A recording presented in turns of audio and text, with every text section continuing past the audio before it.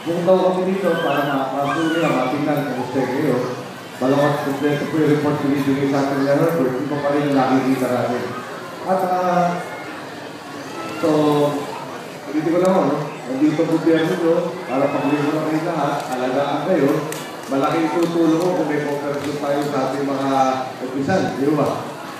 So, tulungan naman natin sa tutulong sa atin po para pala-pala tayo gumanang buhay. Di ba yan?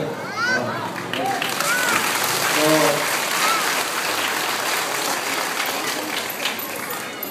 sana ko natin kung may tulong namin yung sa inyo sa kayo. Huwag ko kayo mag-alala, no? Binabalita sa atin ng DSWD na marami pa tayo pondo ba, kaya lang kung nagamit dito. Kaya pangangailangan mo yun, talaga matutugunan natin. Pero mas importante yung pagkatapos, yung rehabilitation, at ang pinaka-importante, manigurado tayo, hindi matatanggal yung na kompleto, malaki dapat ang ibawas. At siguro by next week ko, may announce na namin sa inyo specific, yung tiyak ng mga plano, kung anong gagawin ng proyekto at ano ang resulta ang inaasahan ng mangyayari dito.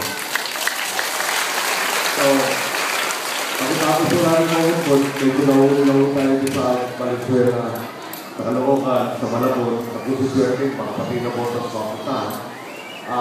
Kailangan naman natin yung tingnan ng ating mga mabayan doon. So, yung papakatagal muna, pag-pagod tayo mo dito, papaalam ko sa inyo pagsukat na lang, palagi ko naman nasa talaga mabuti kamay kayo ng Pixie. At saka nito Saka, kasi sa kapitana, tulungan mo nito, napakasip nyo. Talaga nito, di pa kayo natutulong kapitana ng mga araw. At kita nyo ko pa, kaya yata ng kapitana. So, nag-aarawulit ko lang, napakasip ko tayo, at mukhang pakita na naman